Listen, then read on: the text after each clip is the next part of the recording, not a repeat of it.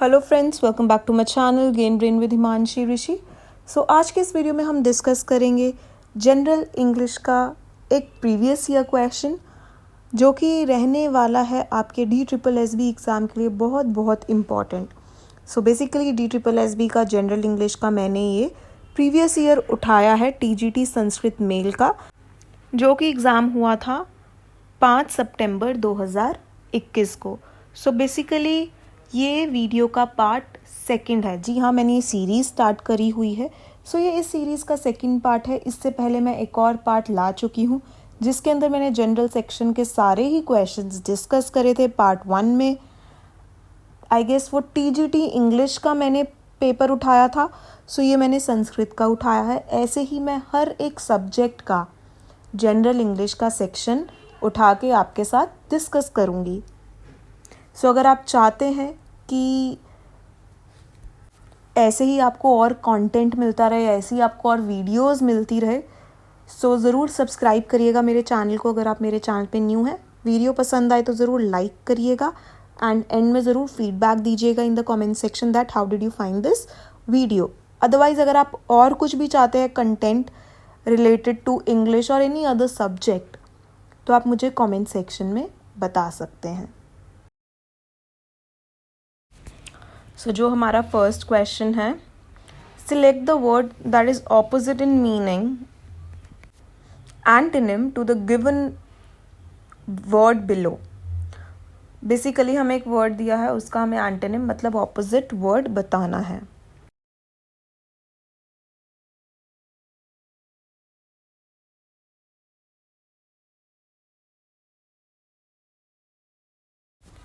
सो कॉडिशन का मतलब होता है रेगुलरली या फिर डेली।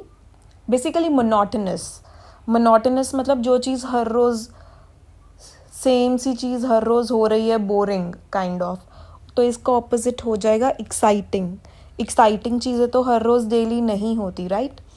पायस का मतलब होता है एकदम प्योर। एम्बेलिश्ड का मतलब होता है ब्यूटिफुल। ट्रिवियल का मतलब होता है ऑफ लेस इम्पोर्टेंस, मतलब जिस चीज़ की ज़्यादा इम्पोर्टेंस नहीं है, जिस चीज़ की ज़्यादा वैल्यू नहीं है, उसको हम ट्रिवियल बोलते हैं। सो बेसिकली ये जैसे मैंने आपको बताया वीडियो का पार्ट 2 है। पार्ट 1 में मैंने बहुत से कमेंट्स देखे थे कि मैम आप आंसर्स मत बताइए। अब देखिए ये प्रीवियस ईयर के जो क्वेश्चंस हैं, मैंने इनको as it is cut copy paste करे हैं क्वेश्चंस, ठीक है।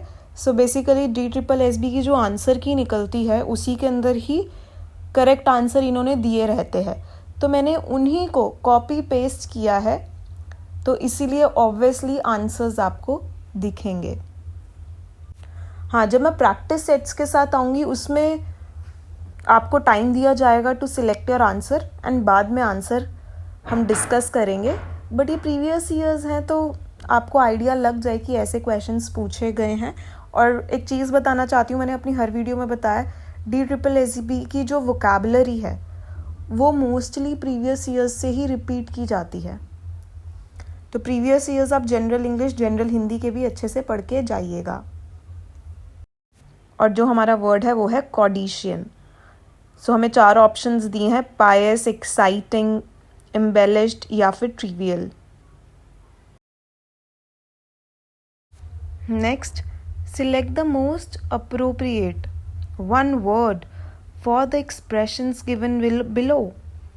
A small growth of trees without underbrush. So basically ये one word substitution है। हमें एक सेंटेंस दिया है, इसका हमें one word बताना है, ठीक है। जो ट्रीज के नीचे छोटी छोटी ग्रोथ हो जाती है और छोटे छोटे नए पौधों की, उसको हम क्या कहते हैं, उसे हम बोलते हैं ग्रोव, GROVE। तो ये थोड़ा साइंटिफिक टर्म है, बट ठीक है, आपको पता होना चाहिए। वन वर्ड सब्स्टिट्यूशन है, कुछ भी पूछ सकते हैं। Next, select the most appropriate meaning of the given idiom. Idiom का हमें सही मीनिंग बताना है, और जो हमारा ईडियम है वो है लीव नो स्टोन अनटर्न्ड। बहुत ईजी सा है ये, खैर ये काफ़ी एग्ज़ाम्स में देखा गया है कि leave no stone unturned, 4 options दिए हैं, हम सीधा करेक्ट आंसर को डिस्कस करेंगे ना टाइम वेस्ट करते हुए। सो आप देख सकते हैं लास्ट ऑप्शन जो 4th ऑप्शन है ये हमारा करेक्ट आंसर है यहाँ पे, जिसका मीनिंग है make all possible efforts.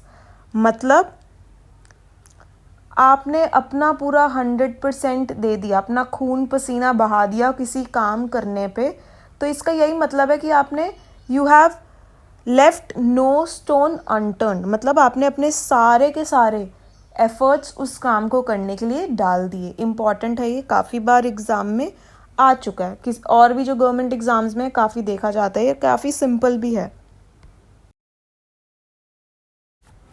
Next, the sentence below has been divided into 3 parts. Select the part of the sentence that has an error. If the sentence has no error, then select the option no error. So, हमें 4 parts में एक sentence दिया गया है divide करके, हमें find करना है एरर, कौन से पार्ट में एरर है। अगर हमें लगता है किसी पार्ट में एरर नहीं है तो हमें नो एरर का ऑप्शन चूज़ करना है। अब हम पढ़ते हैं sentence. Neither of them are responsible for any errors, omissions और misinterpretations in this article। अब देखो बहुत बहुत ज़्यादा इम्पॉर्टेंट रूल है ये इंग्लिश ग्रामर का, तो देख सकते हैं। पहले चलो हम आंसर डिस्कस करते हैं। 4th ऑप्शन मतलब कि जो फर्स्ट पार्ट है, neither of them are responsible. So neither of इनके साथ हमेशा याद रखना सिंगुलर वर्ब लगता है। सिंटैक्स देखो, मैंने ना आपको, अगर आप मेरे को बहुत टाइम से फॉलो कर रहे हो जनरल इंग्लिश के, अगर आपने मेरे पहले की भी वीडियोस देखी है, मैंने सिंटैक्स का करा रखा है, तो मैंने एक चीज़ हमेशा बोली है कि जो फाइंड द एरर आता है वो मोस्टली 2 जगह से आता है, या तो सबसे पहले सिंटैक्स से, दूसरा होता है प्रेपोजिशन से। ठीक है, तो सिंटैक्स तो आपको 85 रूल्स है सिंटैक्स के मोस्ट इम्पॉर्टेंट, वो आपको आने चाहिए फॉर जनरल इंग्लिश सेक्शन। जो EMRS का भी एग्ज़ाम था उसमें मोस्टली जो 10 नंबर की ग्रामर थी, जितना भी वो कैब को छोड़ के ग्रामर सिंटैक्स से ही आया था, तो देख लो इतनी इम्पॉर्टेंट है। और EMRS का एग्ज़ाम काफ़ी कैंडिडेट्स का सिर्फ जनरल इंग्लिश की वजह से रह भी गया था, थोड़ा सा कन्फ्यूजिंग था जनरल इंग्लिश का सेक्शन। देखो यहाँ पे लिखा है neither of them are responsible, तो जैसा मैंने आपको कहा कि नीदर ऑफ ईदर ऑफ के साथ क्या लगता है, सिंगुलर, तो आर की जगह यहाँ पे होना चाहिए था is. Neither of them is responsible. Neither का मतलब होता है दोनों में से कोई भी नहीं, तो इसलिए दोनों में से कोई भी नहीं है रिस्पॉन्सिबल, तो इज आएगा। ईदर का मतलब होता है दोनों में से कोई एक, तो एक व्यक्ति की बात होगी तो इज आएगा, अगर किसी भी एक व्यक्ति की बात नहीं हो रही तब भी इज ही आएगा। So neither of either of singular verb follow करता है, आपको ये याद रखना है। सो जो यहाँ पे हमारा करेक्ट आंसर है that is the 4th option. Next, select the most appropriate idiom of the given meaning. Again idiom से देख लीजिए, संस्कृत के क्वेश्चन पेपर में एक क्वेश्चन पूछ लिया गया है ऊपर और एक और पूछा गया है अभी। नॉट विलिंग और wanting to change from your normal way of doing something, मतलब आप अपने आप को चेंज नहीं करना चाहते, जो आप चीज़ें कर रहे हो उसी हिसाब से आप करना चाहते हो आगे भी। You are not flexible, you are not open to changes. आप जिस तरीके से पुरानी चीज़ें करते आ रहे हो आप आगे भी उसी वे में फिक्स्ड चीज़ों को करोगे, अपने आप को नहीं आप चेंज करोगे, ना ही आप अपना तरीका बदलोगे। तो इसका ईडियम क्या होगा, ठीक है, ये आपको मीनिंग दिया हुआ है। ईडियम हमें चूज करना है, 4 ऑप्शंस है। फिक्स्ड इन योर वेज, पढ़ के ही पता चल रहा है। दूसरा, गॉल एंड वॉर्मवुड। तीसरा, don't look a gift horse in the mouth, method to my madness. तो फिक्स्ड इन योर वेज, ये तो आपको पढ़ के ही पता चल जाएगा, ठीक है, कि आप अपने वेज में एकदम फिक्स्ड हो। Next question, fill in the blank with the most appropriate choice. Again fill up से क्वेश्चन है ये। Read it then come back and reread this post from last November. सो इसमें 4 ऑप्शन दिए हैं. बेसिकली इस सेंटेंस का मतलब है, आप इस सेंटेंस को दोबारा पढ़ो, कि रीड इट, आप इसको पढ़ो, देन कम बैक, पढ़ने के बाद दोबारा से आओ मेरे पास, देन रीड दिस, इसको फिर से दोबारा पढ़ो, dash post from last November. So first option है मैनिफिसेंट, मुनिफिसेंट. म्यूनिफिसेंट का हमने देखा होगा पहले भी, अगर आपने मेरी पुरानी वीडियोस देखी है, ये सेम वर्ड सिनोनिम एंटोनिम में हम कर चुके हैं. सो इसका मतलब होता है काइंड हार्टेड. ठीक है, काइंड हार्टेड पोस्ट है लास्ट नवंबर का, नहीं. प्रिसिएंट, प्रीसिएंट का मतलब होता है जब आपको किसी चीज़ की पहले से ही जानकारी हो होने की. ठीक है, पहले से ही किसी चीज़ की नॉलेज हो कि ये चीज़ होगी. देन थर्ड, इनसफिशिएंट मतलब पूरा नहीं है, या फिर प्रोफिशिएंट मतलब जब किसी चीज़ में आप बहुत अच्छे होते हैं, दैट इज़ प्रोफिशिएंट. तो अगर आप सेंटेंस को पढ़ोगे तो इससे क्या, थोड़ा कंफ्यूजिंग है ये क्वेश्चन, बट देखो अगर आप इसको पढ़ोगे, इसके अंदर क्या बोला है कि एक बारी तुम इसको पढ़ो पोस्ट को, और फिर जाओ और जाके दोबारा आके फिर से इसको पढ़ना, पोस्ट जो लास्ट नवंबर में छपा हुआ था. तो इसके अंदर यही है कि ज़रूर इस पोस्ट में कुछ ऐसा होगा जिसमें कि पता चल रहा है ये चीज़ पहले से ही होगी, और वो चीज़ बाद में डेफिनेटली हो गई, और बाद में कोई यही कह रहा है कि देखो आप पढ़ो और फिर जाओ और फिर से आके इसको दोबारा पढ़ना. नेक्स्ट काफ़ी इंपॉर्टेंट क्वेश्चन है. Select the word segment that substitutes और replaces the bracketed word segment correctly and completes the sentence meaningfully. Select the option no correction required if the sentence is correct as given. So basically आप नीचे देख सकते हैं एक sentence given है जो कि ब्रैकेट में एक छोटा सा sentence दिया है. हमें देखना है इसमें कोई गलती है तो नीचे के जो 4 ऑप्शंस दिए हैं उससे हम रिप्लेस कर सकते हैं करेक्ट आंसर से. अगर हमें लगता है ब्रैकेट वाले सेंटेंस में कोई गलती नहीं है, then we will have to choose the option no improvement required. तो हम सेंटेंस पढ़ते हैं पहले. He caused many an offence during the Christmas period by openly stating his hatred of the Getolf coup. So जो हमें sentence पे focus करना है वो है ब्रैकेटेड वाला, right. He caused many an offense during the Christmas. तो आप नीचे 4 ऑप्शंस देख सकते हैं. तो जो इसमें करेक्ट आंसर है वो है नो इम्प्रूवमेंट नीडेड. अब ज़्यादातर लोगों को लग रहा होगा कि इसमें तो है गलती, और ये गलती ज़्यादातर आपको लग रही होगी मैनी एन ऑफेंस के अंदर है, जिसे सिंटैक्स का रूल नहीं पता होगा. सो बेसिकली ये सिंटैक्स का क्वेश्चन है, उसमें एक रूल होता है मैनी अ या फिर मैनी एन. तो पहले मैं वो रूल डिस्कस करती हूँ. रूल ये कहता है अगर मैनी अ या फिर मैनी एन है तो इसके साथ हमेशा सिंगुलर वर्ब यूज होता है, ना कि प्लूरल. तो मैनी एन ऑफेंस इसलिए यहाँ पे यूज हुआ है, ऑफेंस सिंगुलर है तो इसलिए यहाँ पे मैनी एन यूज हुआ है. मैनी एन का मतलब हो जाएगा इन अ लार्ज नंबर ऑफ. अब एन ही क्यों आया, बिकॉज ऑफेंस ओ से स्टार्ट है, वावल साउंड है, तो इसलिए एन आया है. अगर कॉन्सोनेंट साउंड होता तो फिर अ आता. अब एक और एग्जांपल देती हूँ. Many a story was told. तो मैंने बताया मैनी अ आ गया तो स्टोरीज नहीं आएगा, स्टोरी आएगा. ठीक है, many a story was told मतलब बहुत सारी स्टोरीज सुनाई गई थी. अब हम इसको सिंपल इंग्लिश में बोले तो हम ऐसे भी लिख सकते हैं वैसे तो, कि many stories were told. But many a और मैनी एन भी यूज़ होता है, बट इसके साथ सिंगुलर यूज़ होगा फिर वर्ब. तो ये चीज़ आपको ध्यान में रखनी है. तो यहाँ पे नो करेक्शन रिक्वायर्ड इसलिए है बिकॉज आप देख सकते हैं ही कॉज्ड मैनी एन ऑफेंस है. अगर ऑफेंसेस होता तो वो रॉन्ग हो जाता बिकॉज वो प्लूरल हो जाता.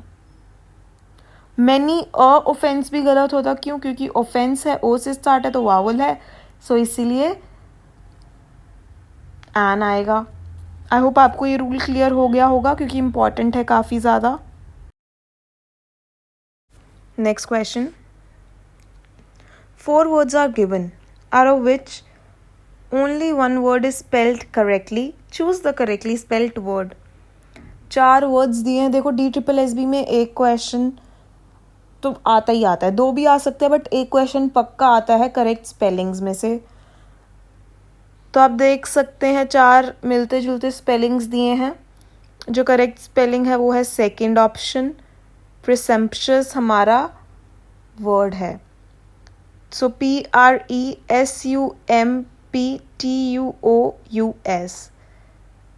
और जो और भी मिलते जुलते वर्ड है सेकेंड एंड थर्ड काफ़ी ज़्यादा मिलता जुलता है, सो मिस्टेक थर्ड या सेकेंड में आप कंफ्यूज हो सकते हैं, कर सकते हैं मिस्टेक। बट अगर आपको ऑब्वियसली करेक्ट स्पेलिंग्स पता है देन मिस्टेक का तो कोई स्कोप ही नहीं रह जाता। अगर आप चाहते हैं मैं अलग से वीडियो लेकर आऊँ वो कैब की, जिसमें सारे ऐसे क्वेश्चंस हों प्रीवियस ईयर के करेक्टली स्पेल्ड वर्ड वाले, तो आप मुझे ज़रूर कमेंट सेक्शन में बताइएगा। हमने सिनोनिम एंटोनिम्स काफ़ी कवर कर लिए हैं। सिनोनिम्स तो आई गेस मैंने सारे ही TGT के प्रीवियस ईयर के कवर कर लिए हैं। जितने भी हर एक सब्जेक्ट में सिनोनिम्स पूछे गए हैं, एंटोनिम्स पूछे गए हैं, मैंने कवर करें। आप मेरी प्रीवियस वीडियोस देखना, जनरल इंग्लिश की काफ़ी पार्ट्स में है। तो अब मैं सारे ही क्वेश्चंस लेकर आ रही हूँ जो लास्ट 2021 के एग्ज़ाम में पूछे गए थे TGT के हर एक सब्जेक्ट में, जनरल इंग्लिश के पार्ट में, सो दैट आपको आइडिया हो जाए कैसे क्वेश्चंस आ रहे हैं। एंड मोस्टली क्वेश्चंस रिपीट हो जाते हैं, specially in vocab section. Next again ये भी 9th क्वेश्चन ऐसा ही क्वेश्चन है। ब्रैकेट में जो सेंटेंस दिया है उसे हमें रिप्लेस करना है। अगर if we feel the sentence is correct then we will have to go with the option no correction required. So पहले तो हम सेंटेंस ही पढ़ते हैं। They played hockey in that field before it shut down. So 4 options देखते हैं। First option no correction required, मतलब ये बिल्कुल सही सेंटेंस है, कोई भी इसमें करेक्शन की ज़रूरत नहीं है। Next, use to play hockey in the field before it shut down. So यही हमारा करेक्ट आंसर है। अगर आप इस सेंटेंस को पढ़ोगे ये यही कहना चाहता है कि वह लोग उस फील्ड में हॉकी खेलते थे उस फील्ड के बंद होने से पहले। ठीक है, तो यही मोस्ट मीनिंगफुल सेंटेंस बैठता है। Have played hockey in that field नहीं होगा, बिकॉज हैव प्लेड मतलब हैव तब आता है, हैज़ तब आता है जब कोई काम अभी अभी हुआ है या तो कोई काम पास्ट में हुआ होगा और उसका असर अभी भी है, तो ये यूसेज भी नहीं बैठ रहा। सो जो मोस्ट अप्रोप्रिएट है वो यही है। और जो लास्ट यूज टू ऑप्शन है, देखो यूज टू तो कुछ होता ही नहीं है, फ्रेज USE यूज़, इसके साथ टू कोई, ये रॉन्ग है, कुछ ऐसा होता ही नहीं है, हमेशा यूज्ड टू आता है। ठीक है, तो इसलिए सेकंड ऑप्शन हमारा यहाँ पे बिल्कुल करेक्ट आंसर है। Next, select the word that is similar in meaning, means synonym बताना है हमें to the word given below. हमारा वर्ड है प्लॉजिबल। प्लॉजिबल तो बहुत इंपॉर्टेंट वर्ड हो गया, बिकॉज ये मैंने सिनोनिम्स में पहले भी कराया है, और ये NVS का एग्ज़ाम जो 2 साल पहले हुआ था 21 में, उसमें भी ये वर्ड देखा गया है। प्लॉजिबल सेम वर्ड आया था TGT या PGT इंग्लिश में, आई गेस। सो प्लॉजिबल एक बहुत बहुत इंपॉर्टेंट वर्ड है। प्लॉजिबल का हमें सिनोनिम बताना है, 4 ऑप्शंस है, इरेशनल, अनटेनेबल, क्रेडिबल या फिर एले।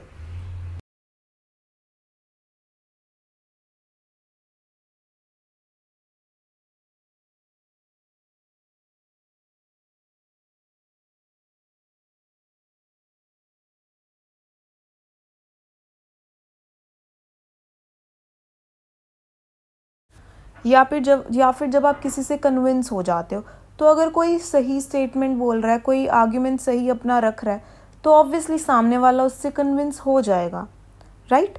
तो इसलिए प्लॉजिबल का यहाँ पे क्रेडिबल आंसर है। मोस्ट सिनोनिम जो इससे मिलता जुलता वर्ड है वो ये है।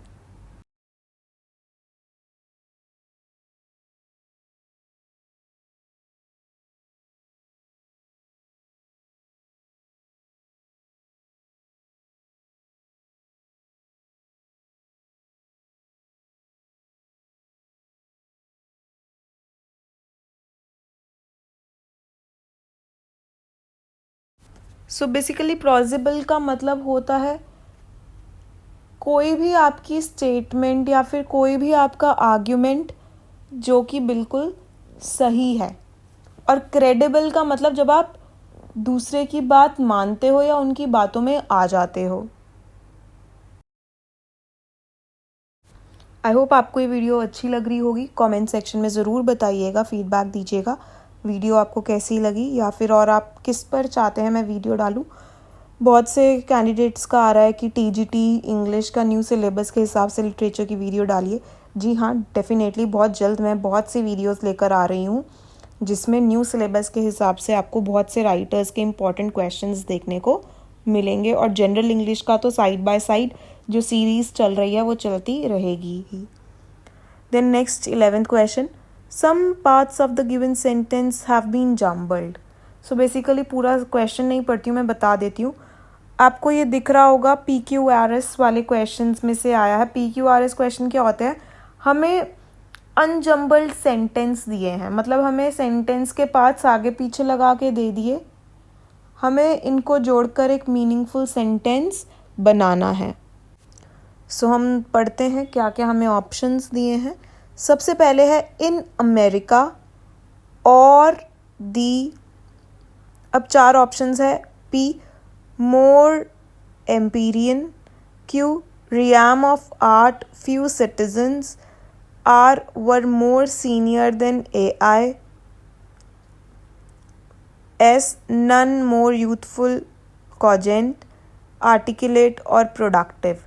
सो मैंने बार बार इसका तरीका बताया PQRS वाले का। देखो, अगर आपकी इंग्लिश अच्छी है तो आप इनको जंबल करके PQRS को मीनिंगफुल सेंटेंस में लगा सकते हो। अगर आप कंफ्यूज हो रहे हो या फिर आपको कोई दिक्कत हो रही है, नहीं पता चल रहा कि क्या सही है, सो बेसिकली अगर आपकी इंग्लिश अच्छी है तो आप इनको जंबल्ड कर सकते हो करेक्ट वे में। अगर आप कंफ्यूज हो रहे हो, मुश्किल हो रही है, नहीं समझ में आ रहा, छोड़ना मत, थोड़ा सा टाइम लगेगा, बट इसका सिर्फ एक और तरीका यही है करने का, अगर आपसे नहीं हो रहा है, कि जो ये 4 ऑप्शंस दिए हैं, जैसे कि फर्स्ट ऑप्शन है PQRS, सेकंड है SPQR, थर्ड है SRQP, तो आप चारों को ही एक बारी पार्ट्स को इन ऑप्शंस के हिसाब से लगा कर देखिए।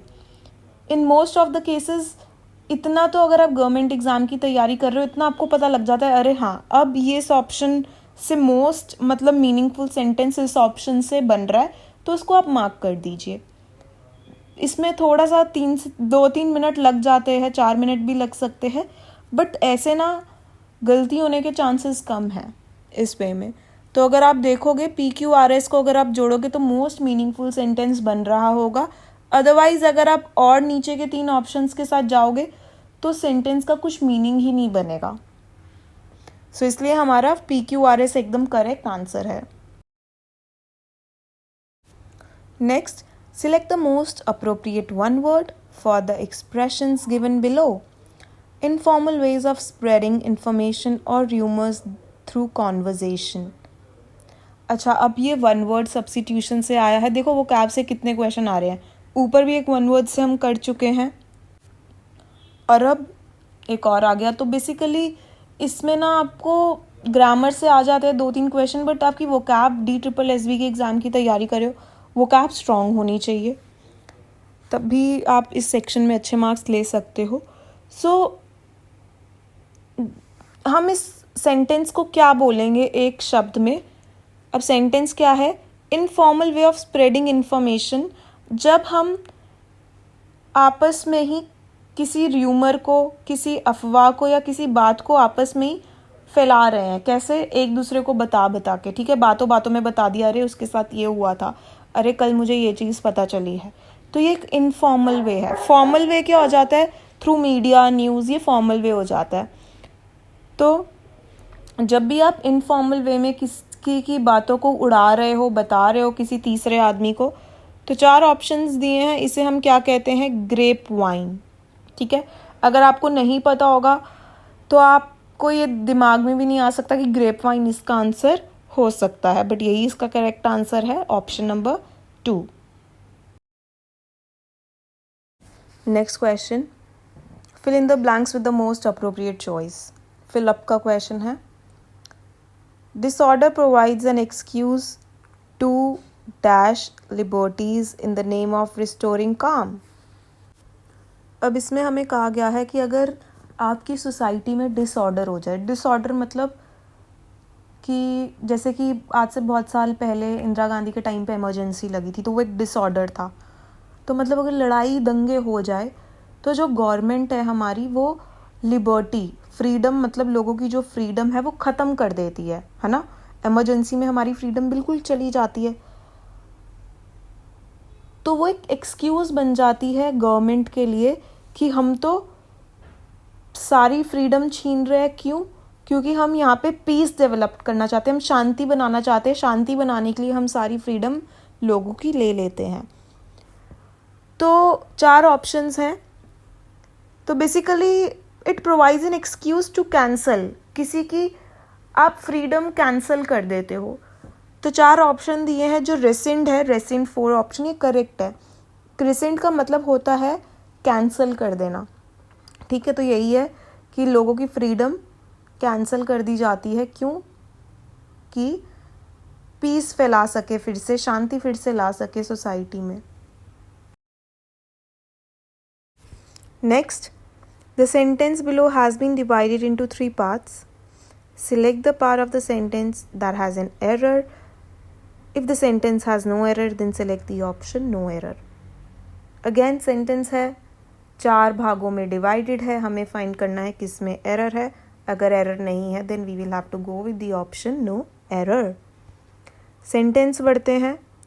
The greatness of maternal love has been the topic of many and immortal pieces of writing.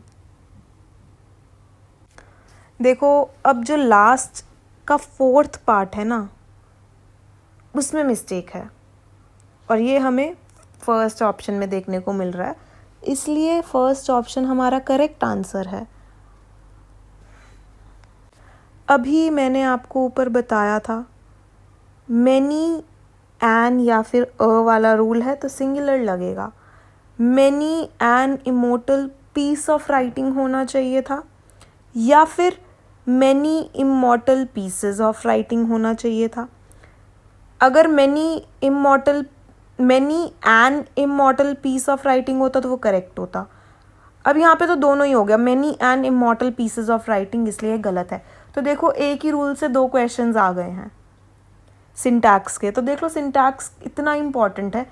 Error वाले के लिए तो अगर आप तैयारी करना चाहते हो, सिंटैक्स के रूल ज़रूर पढ़ना।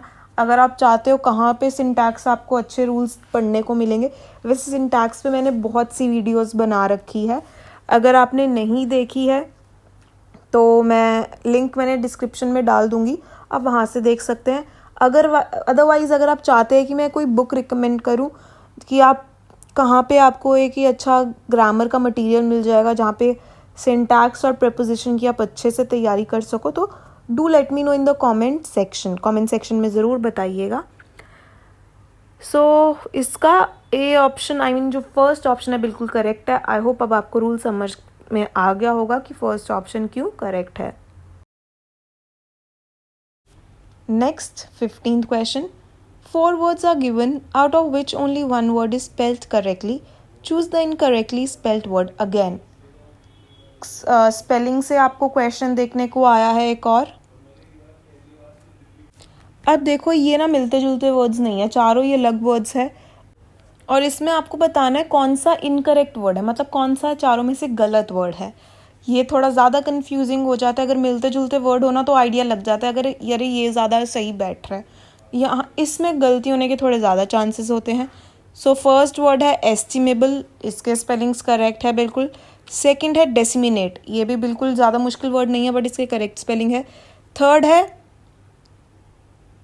ओलैक्ट्री, ठीक है, ये गलत है। और फोर्थ है एब्यूलिएंट, एब्यूलिएंट के सही स्पेलिंग्स है मतलब। सो जो थर्ड ऑप्शन है ओलैक्ट्री, इसके गलत स्पेलिंग है। ओलैक्ट्री कोई वर्ड नहीं होता, ऑल फैक्ट्री होता है, तो OLFACTORY करेक्ट था, तो F मिसिंग है L के बाद। सो ये हमने 15 क्वेश्चंस डिस्कस करे। जो 5 क्वेश्चंस होते हैं वो होते हैं अनसीन पैसेज के या फिर कॉम्प्रीहेंशन पैसेज कह लीजिए, वो हम अलग से डिस्कस करेंगे कि DSSB के कॉम्प्रीहेंशन पैसेजेस कैसे आते हैं। वो नहीं होते मुश्किल, DSSB के पैसेजेस सही आते हैं, NVS के डिफ़िकल्ट होते हैं बट इसके एकदम सही आते हैं, उसके आप आंसर्स कर सकते हैं। 5 में से 3-4 नंबर इजीली आप ला सकते हैं, 5 में से 5 भी ला सकते हैं। इसका बस वोकैब और ग्रामर थोड़ा कंफ्यूजिंग है 15 नंबर का। सो वो भी हम डिस्कस करेंगे। आज की वीडियो में इतना ही था। थैंक यू सो मच इस वीडियो से एंड तक बने रहने के लिए। I hope you like the video. Have a good day.